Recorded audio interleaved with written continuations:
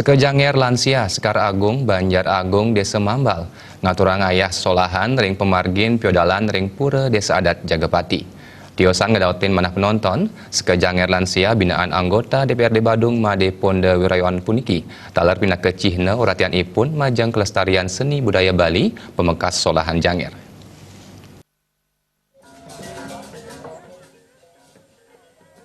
Piodalan ring rahina keping 3 ring pura Desa Adat Jagapati, keduluran antuk ped utawi meleladan, kram istri Banjar Kemulan Magda Banten ngeruruh pura desa, saklanturang antuk sesolahan pendat saking ibu-ibu PKK.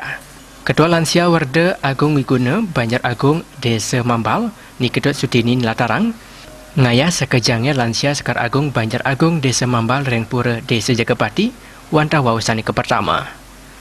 Tiosan kedasaran antuk manah hening nyinayang bakti majang ide bedara sana melinggih ring pura desa, kalau pindah kerasa sukses maning manah majang krama Desa Adat Jagapati, sana sampun ngican tuntunan, awinan sekejangnya Lansia Sekar Agung Banjar Agung Desa Mambal persidi sekali mangkin.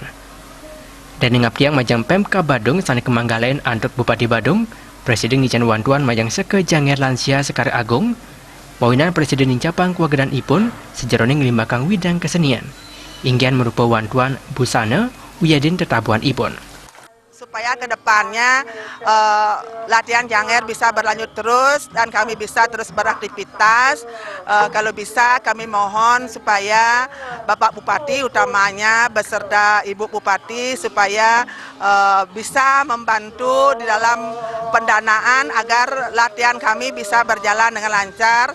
Kemudian hal yang lebih penting lagi, kami sekejanger Banjar Agung ini belum punya persiapan apa-apa, utamanya adalah pakaian sama perangkat gamelan sama sekali belum ada.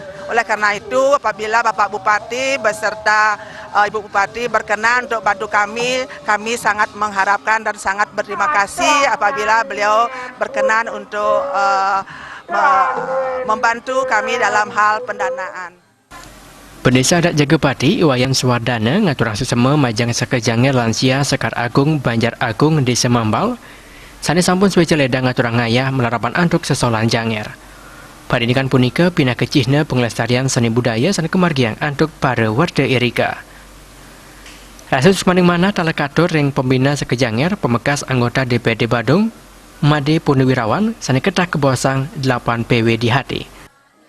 Kemawinan kadimangkin itu yang aturang sesuman mana majang ring sekejanger lansia Desa Adat Mambal sampun presida ngerahun titiang nyangre nyarengin titiang ditanjakan titiang nangun yadnya turmaning presida ngaturang ilen-ilen pinaka pejanggep ditanjakan titiang nangun yadnya sekadimangkin talar titiang atur sesuman mana majang ring Bapak Made Ponda Wirayawan pinaka pemrakarsa utawi sana menggagas menjalin kerjasama antara janger lansia titiang sareng janger lansia Desa Adat Mambal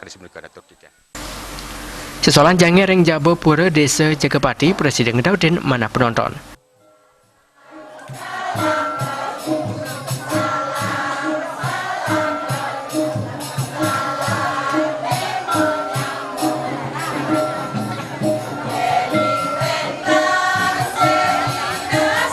Supiatna Bal TV.